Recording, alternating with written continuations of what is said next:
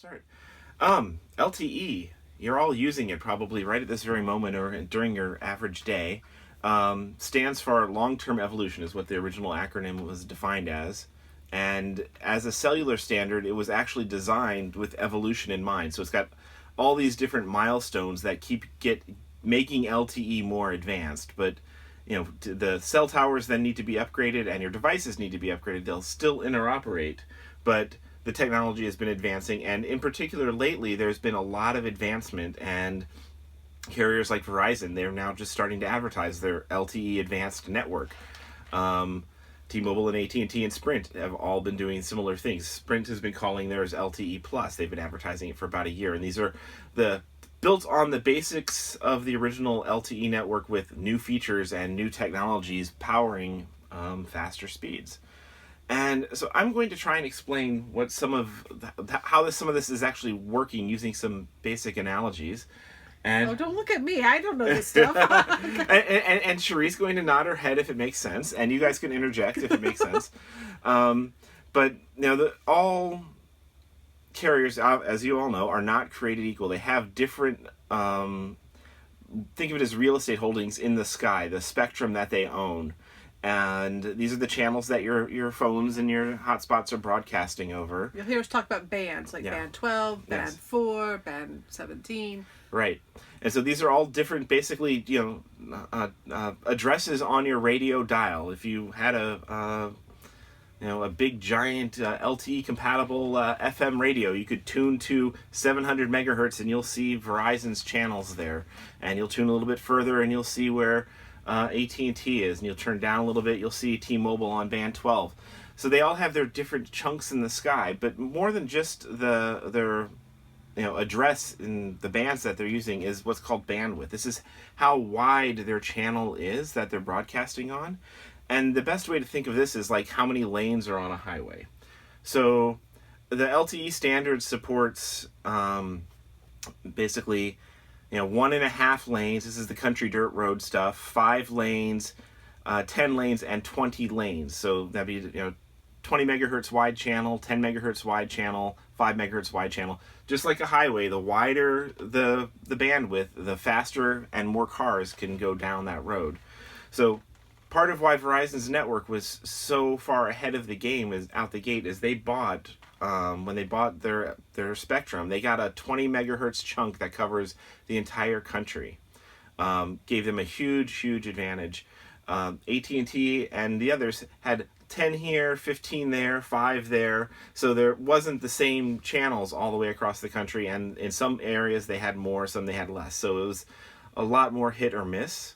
So it's kind of like Verizon was able to buy up all of the malls across America for their shopping, whereas all the other carriers bought up like little strip malls. Yeah. And then there are plenty of places where T-Mobile might have 20, and T-Mobile, actually, their marketing term for markets they had a 20-lane highway was wideband LTE, so a full 20 lane. That's the maximum speed, theoretical speed of the first generation of LTE before LTE Advanced was a 20 megahertz wide highway, which would basically get you up to about 100 megabits per second raw theoretical speed, assuming no one else is on that same cell tower. Now, that's the bandwidth and the width of the channels. Now, particularly for the carriers other than Verizon that had chunks of channels in various places, they wanted to be able to have it add up to a 20 so that they can get people a full speed connection. And there was a technology, this is the first piece of LTE Advanced that made it out the gate, was called carrier aggregation. And that lets your phone or your hotspot combine a 5-lane highway over here or a 10-lane highway over here with a 10-lane highway over here on a different band. So you have the equivalent of a 20-lane highway, and it would be just as if they had a big giant band like that. And carrier aggregation actually goes even further, and you can combine 2 20-lane highways, or now what they're calling 3-band carrier aggregation is combining 3 multi-lane highways. So you get 60 megahertz of speed, and that's starting to push you up to a theoretical speed, assuming no one else is on the tower, et cetera, of 450 megabits per second. So LTE technology is ramping up like crazy using carrier aggregation. Yeah, the downside to this is speed isn't necessarily all that good of a thing. That just means that we can now use all of our data cap in minutes instead of a month. Well, there are actually two real good reasons. Yeah, because the speed, actually, once we're above 10 or 20 megabits per second, speed doesn't help us. But it does help us in two subtle ways. One is your phone is connected less time on the radio, so it uses a lot less battery power. So your battery life can improve the faster the network gets because you're spending less time with the radio turned on. That's actually one of the things that most impacts battery on a cellular device is how hard the radio is working. So if it can be done faster, your battery can be better, which is great for everybody. And then the other thing is that if you're done faster, there's more time for other people to talk, so there's less congestion on the tower. So speed, they like to advertise how fast it'll be for you, but the real reasons it's better is you'll have better battery life and less congestion and less fighting with other people. So that's speed. And so the first bit of LTE advanced technology that's been rolling out is carrier aggregation. The first hotspots with carrier aggregation have been out for about a year or two. So it was the Unite Pro had it? The Unite Pro had it. And the AC791? The 6620 had it. For Verizon? Yeah, the Verizon 6620. The very first carrier aggregation devices could only combine two 10 megahertz channels. So they couldn't make things faster. They couldn't take you up to the 20 plus 20 to get a 40-lane superhighway. But they could still help solve the problem of carriers having kind of disjoint country roads that they wanted to merge together. And the key is they have to enable this on the tower, and then they have to enable this on the devices. And so even though carrier aggregation has been around for a couple of years, it's just now starting to push out into the cellular networks. So people who got these devices that had support for it a year ago or even 2 years ago, they were very likely not even seeing any benefits unless they were in some core urban areas or places where the networks had been updated very, very quickly. But it's always good to be as future-proof as you can, because now you're going to start to reap the benefits and go faster than the guys stuck in the slower lane with older stuff. That's carrier aggregation. Very few things now. The newest thing is 3-channel carrier aggregation. That's what gets you up to 450 megabits per second. The iPhone 7 is the first Apple device that could do 3-channel carrier aggregation. Quite a few of the Samsung S7 and a few of the other flagship phones that came out this past year support 3-channel carrier aggregation. It's still hard to even find it in the spec sheets of whether it's there or turned on, but if you see a phone mentioning 450 megabits per second as a top speed, you can be pretty sure that carrier aggregation is turned on under the hood. And then it's just a matter of the network supporting it. Let's see. Carrier aggregation. Now, the two new things, well, one thing that's been there from the beginning, but it's now changing, is MIMO. So we've talked about MIMO in the past. That's multiple in, multiple out. It's using 2 antennas to send twice as much data over the exact same channel. And every LTE device currently on the market has 2 antennas in it. And that's why, like on the AC791, the Unite Explorer and the Unite Pro, the mobile hotspots that are our top picks, they have 2 antenna ports in them, and that's why a lot of our testing results when we're doing signal enhancing testing is showing better results by having 2 antennas physically plugged in that go up on your roof instead of using a cellular booster, which is basically blocking one ear and only amplifying one of those antennas. So MIMO has been part of the LTE standard from the very beginning, and if you're in a strong signal area, it basically, if you're in a weak signal area, it uses your 2 ears to listen closer and to pick up weaker signals, and it can do a wonderful job with that. But if you're in a strong signal area, it kicks it into basically a turbo mode where it sends basically 2 people talking different things into each ear so you can hear twice as much. It's requires a good signal, but suddenly the speeds double. And you can see this sometimes in testing of turning on a booster, which blocks one ear, cuts your speed literally in half if you're in a strong signal area. So MIMO is a wonderful technology. It's been part of LTE from the very beginning. The new thing that T-Mobile just started to promote last week, 2 weeks ago, is 4x4 MIMO. So if you think of MIMO as you've got your 20-lane highway, MIMO, a regular 2-channel MIMO with 2 antennas, means it's a double-decker highway like you've got going through downtown Atlanta or something, where the one level of the highway is stacked right on top of the other, allowing twice as many cars to go. So you've got 20 lanes and 20 lanes. It's crazy. And if you start throwing in carrier aggregation, you might have 40 lanes, 40 lanes, 40 lanes. You get huge potential amount of speed using two-channel MIMO. But the new thing that T-Mobile has now is 4-channel MIMO, where you're actually having 4 antennas, or a highway stacked 4 levels high of cars. Maybe somewhere in LA there's a crazy road like that. And that gives the potential for 4x increase in speed in the areas where the signal's so good.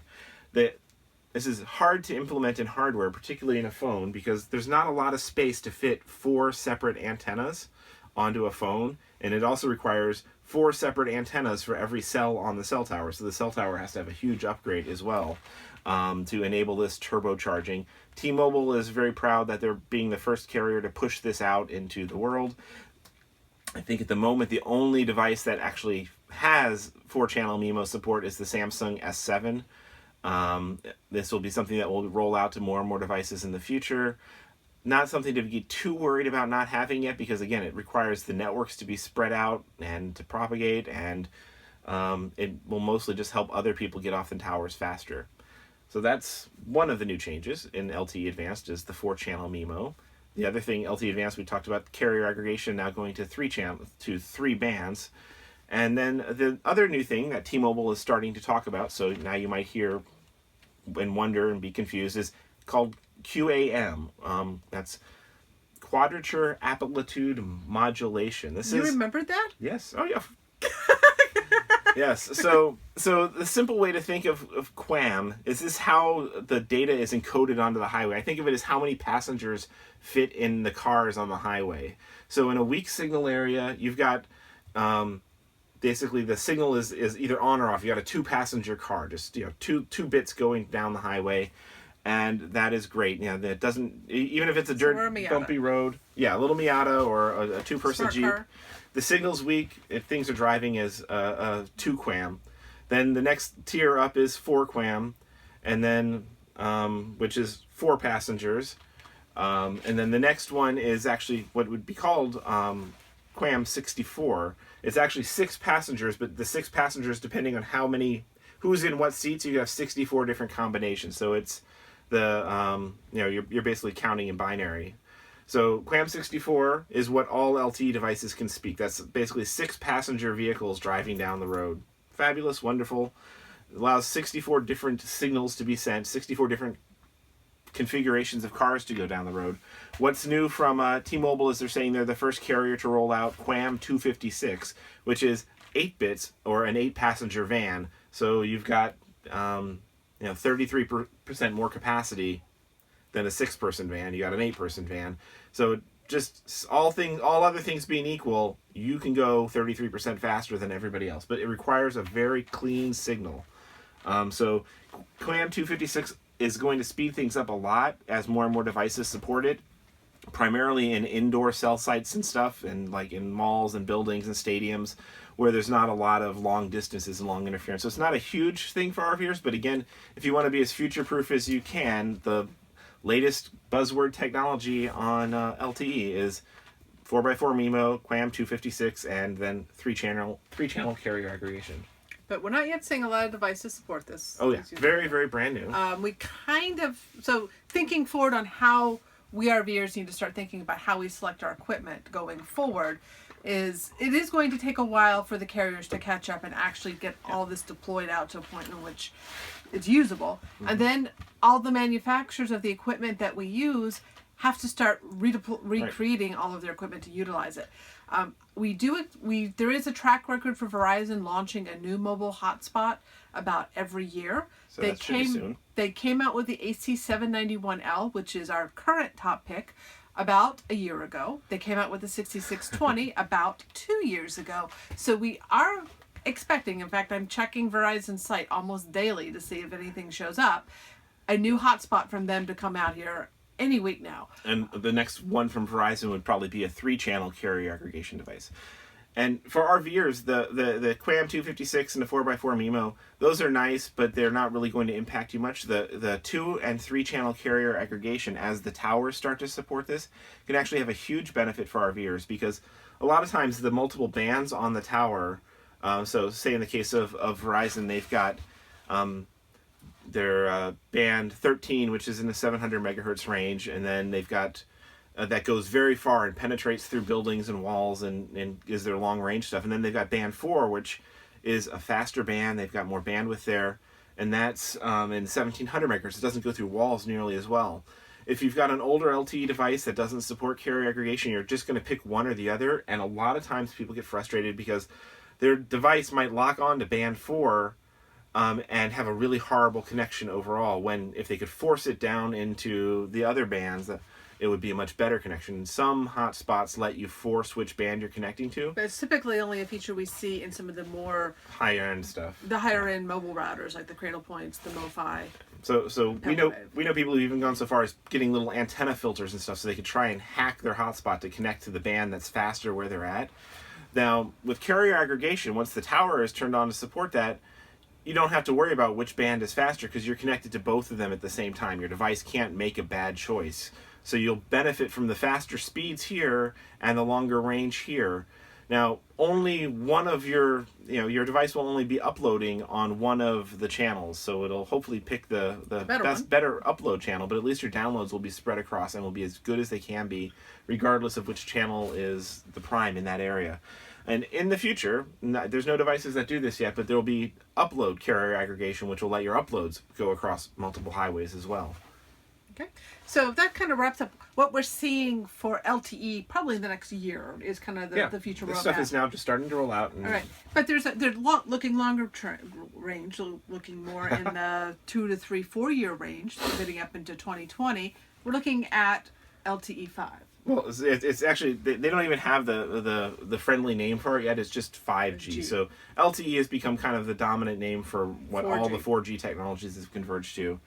5G is, there's international standards bodies that are trying to decide right now exactly what it means to be 5G, other than it's an order of magnitude faster than 4G and more capable, and all these features. They've got this is their desired list of features.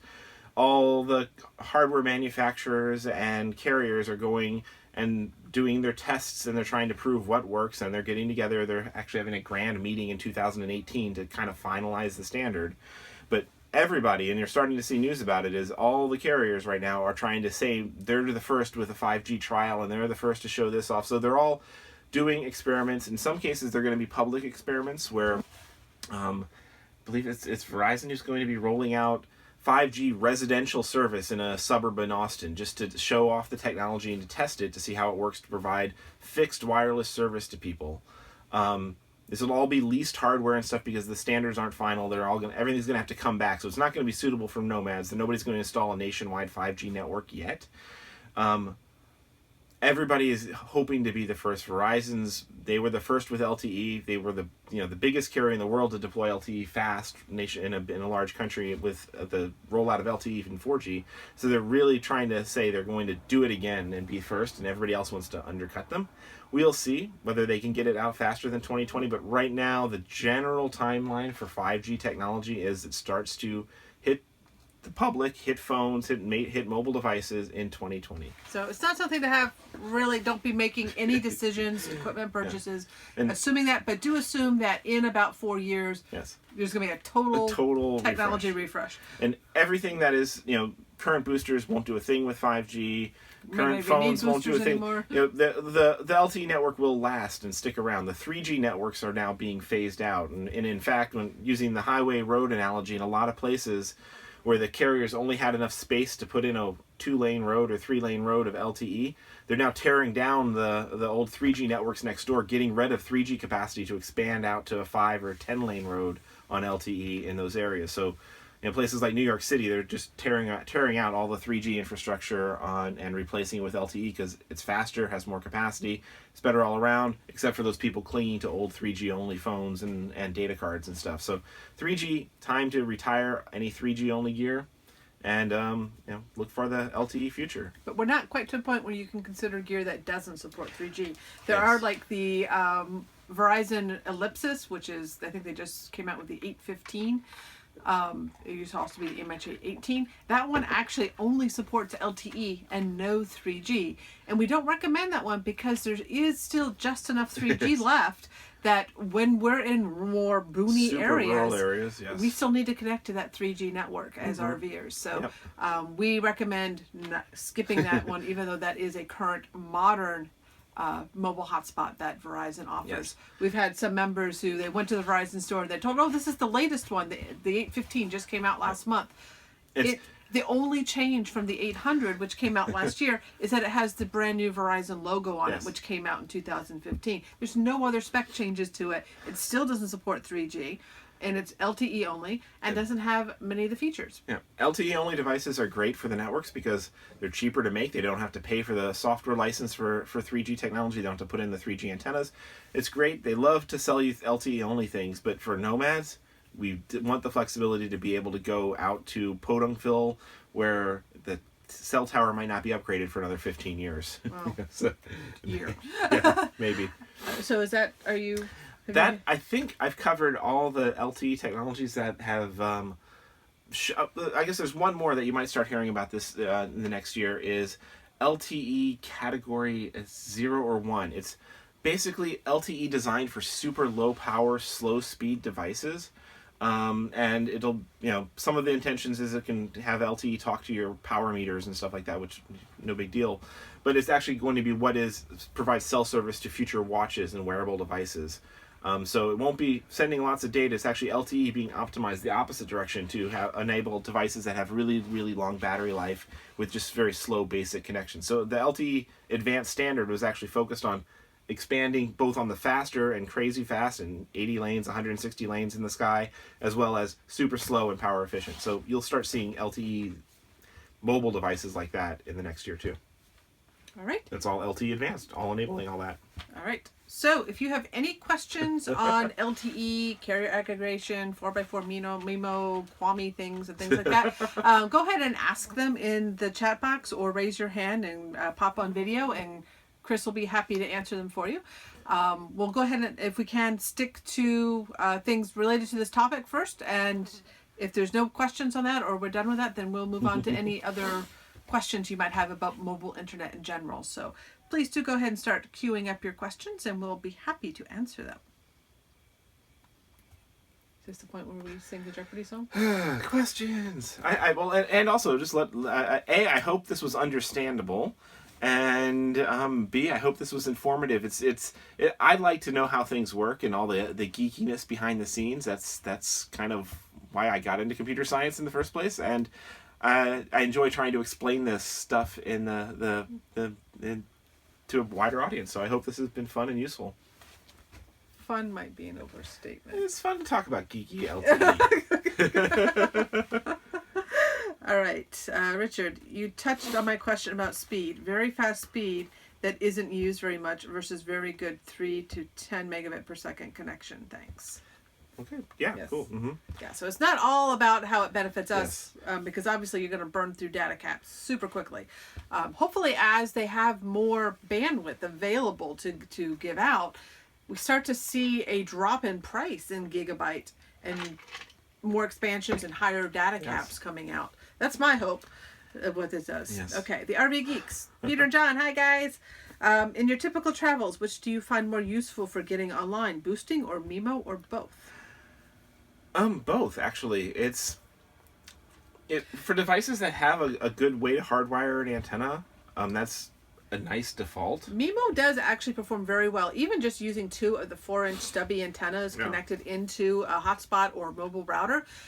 In our testing head-to-head, we are finding that using a MIMO antenna configuration works really well and usually gets us as good, if not better, signal than a booster. What a booster gives us the benefit of is being able to boost multiple devices at once, as well as devices that don't have an antenna port, like a cell phone. Yeah, and then also in the particularly weak areas, the MIMO, the upload speed will start to plummet, and the booster can work wonders keeping your upload speed fast. And so when doing video broadcasting like this, uploading large files to YouTube, not that I know anyone who does that, those sorts of things, large file uploads, a booster is probably with the transmitter power is going to give you that extra edge to get up the uploads better. Right. So there you go. All right. Angela K asks, so is my S7 from AT&T I bought in March LTE or LTE-A only? Do you know? Is the specs? S7 from AT&T. I bought in March.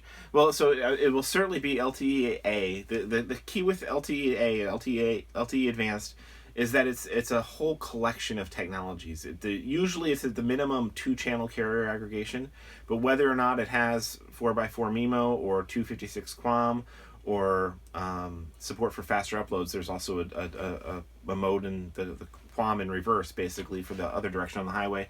All these things are kind of optional features that you'll have to check in the spec sheets of each device.